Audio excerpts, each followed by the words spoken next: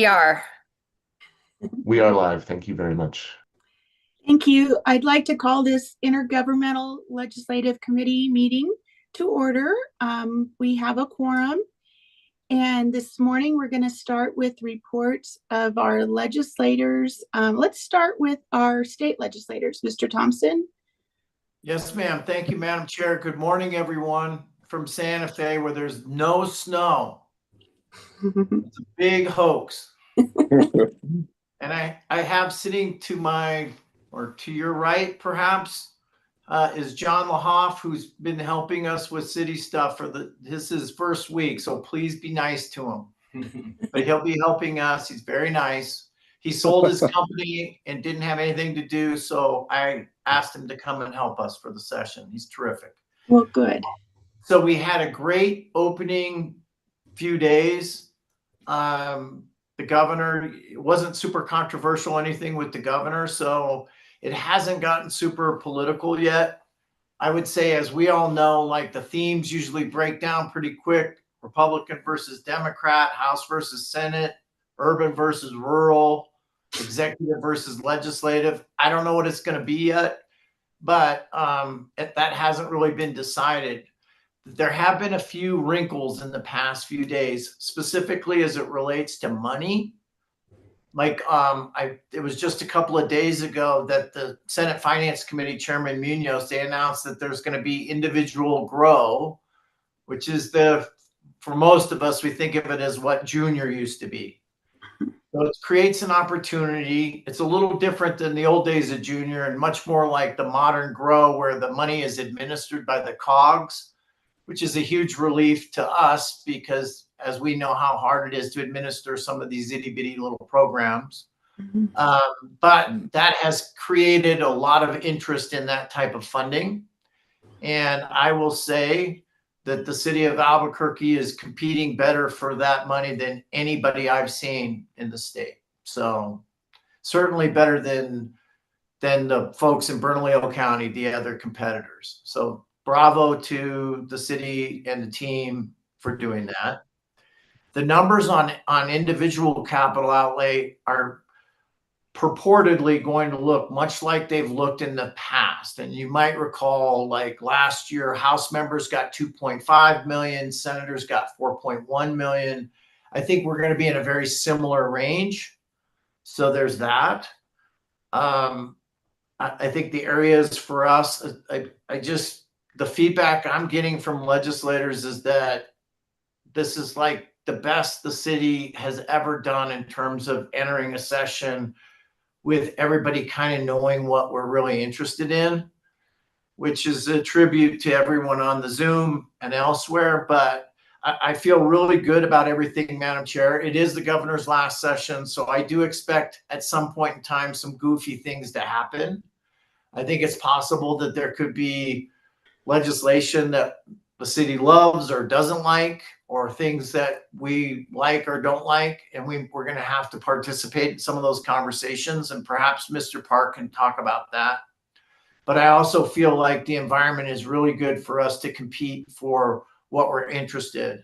And with that, Madam Chair, I'll turn it over to Mr. Park, or I'll stand for questions. Mr. Park. Hey, good morning, Madam Chair and members. Joe's right. So the session has started off pretty much as we expected. The focus has been, if you've read the newspaper at all, predominantly in the first week, access to healthcare. They have the quote unquote rocket docket. The compacts are moving, and there are other the governor message, Representative Chandler's House Bill 99, which deals with medical malpractice. So there are compact bills moving both through the House and the Senate with the goal to try to address some of those bills, frankly, as early as even next week. So healthcare is taking up right now the bulk of the conversation. What I will say is that what we expect is that the legislature will pass certain pieces of legislation that are bipartisan, non-controversial. The compacts are part of them. There is a so-called apology law, which allows people to move forward. That may be part of the discussion.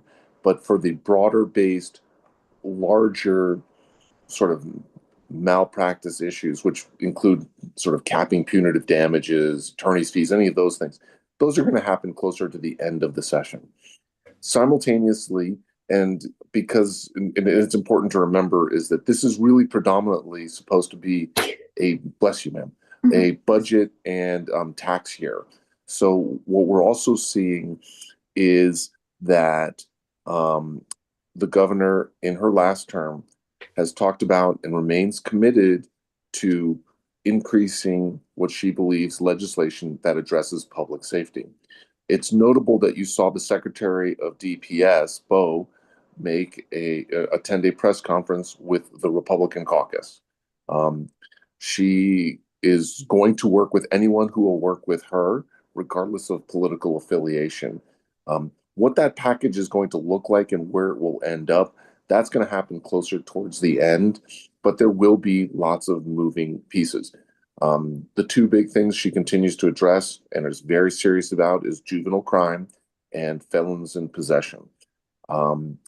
There's also going to be a lot of bandwidth with respect to artificial intelligence. Those bills have not yet been messaged. I think the governor is trying to be very strategic with her messages in terms of she's trying to motivate the legislature to address healthcare, public safety, and then AI. She's, instead of just sort of blanketing executive messages, they're coming out piecemeal. There are several other issues that we're, the other issue is with respect to taxes. I did mention it. There has been right now several tax bills that have been introduced. Both the House and the Senate tax committees are meeting. We will wait to see whether or not there is actually a tax package. As we know, the revenues are relatively flat. All agencies and departments have been asked for flat budgets. There's possibly about maybe 100 million in recurring, which may sound like a lot, but when you've got an $11 billion budget, $100 million is not a lot. The tax committees are considering and looking at tax bills, and they're going to find out closer to the end as to whether or not there will actually be a tax package. I want to caution everyone that if there is a tax package, that, as Senator Worth repeatedly tells me, is a tax package is not only tax cuts. There could be reevaluations and increases, such as in the alcohol tax. But there is a lot of widespread support, again, with respect to access to healthcare, on cutting the GRT for physicians. So while it's been a pretty typical first week, a lot is happening, and we will have to wait and see. I think, I'll be curious, Joe, you've done this as long as I have, longer actually, is, the next 7 to 10 days is really going to shake out and where we're at. And then in those 7 to 10 days, we will get into, as Joe talked about, some of the most traditional fights. The legislature is wonderful, but it is very, very deep. The most superficial of the battles are the partisan battles. Joe alluded to it and is exactly right. Rural versus urban, Albuquerque versus the rest of the state, House versus Senate, the legislature versus the executive. These are the fights that we're going to start to see, and we'll have a much better feel for by this time next week. I'm happy to answer any questions, Madam Chair. Thank you, Mr. Park. Does anybody have any questions for either Mr. Park or Mr. Thompson?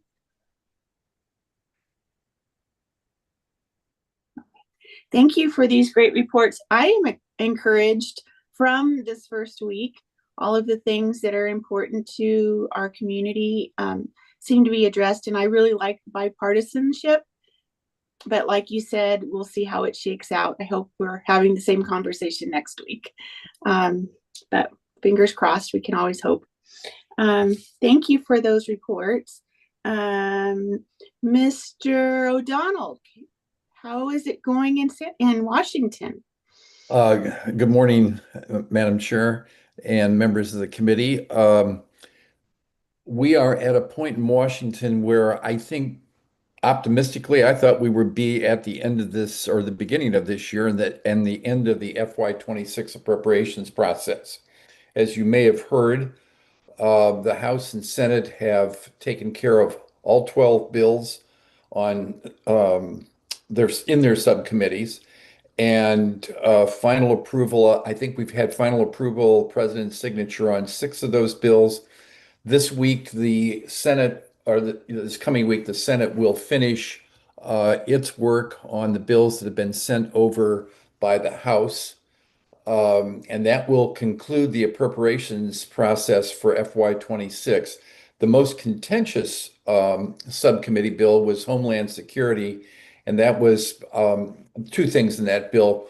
One is the immigration situation, and the other is the future of FEMA. This morning, I sent I sent to Mr. Menacucci, Mr. Anderson, and Mr. Parkinson a list of the final bills or final earmarks in the bills for the city of Albuquerque, which amount to a total of 9. That's approximately $9.3 million. And the breakout is, and these numbers are, I'll explain this. We'll talk more about this on Wednesday in the IGR, but I want to be brief this morning. Senator Heinrich did 5 earmarks. Senator Lujan did 6. Congresswoman Stansberry did 2. Congressman Vasquez did 2. And they break down pretty much what have been the city's priorities in housing, public safety, behavioral health. So these numbers are final. I'll talk more about this again on our next IGR meeting because it gives you a window and an eye into the FY27 process and where their priorities might be. Also this morning, Mr. Pagonis compiled a list from the appropriations bills of the spending for FY26 that's been approved for a number of federal departments. That has been sent to you folks. I'm going to update that before our IGR meeting on Wednesday, but that gives you a picture of what the funding is at the federal level for these programs. And I'll just say briefly, some of the ones that the city would focus on, like Community Development Block Grant, it stayed the same as it was in 25. The home program stayed as the same it was in 25. This is an interesting one. EDI, that's the Economic Development Initiatives. There were actually more earmarks in that category this year for 26 than there was in 25. And the Homeless Assistance Program, the funding stayed the same at 290 million. And in the public safety area, the Burn JAG grant program, that actually was increased. It went from 395 million to 417 million. So I'll talk more about that next Wednesday, but that's a brief report. Appropriations for 26 are finished. The city got 9 earmarks, and we sent you the spending levels for 26 for federal agencies. Madam Chair, thank you for the time, and if there are any questions, I'll be glad to answer them. Thank you, Mr. O'Donnell. Does anybody have questions for him? Thank you. It's nice to see that we did get several things on the list. So good job. Thank you.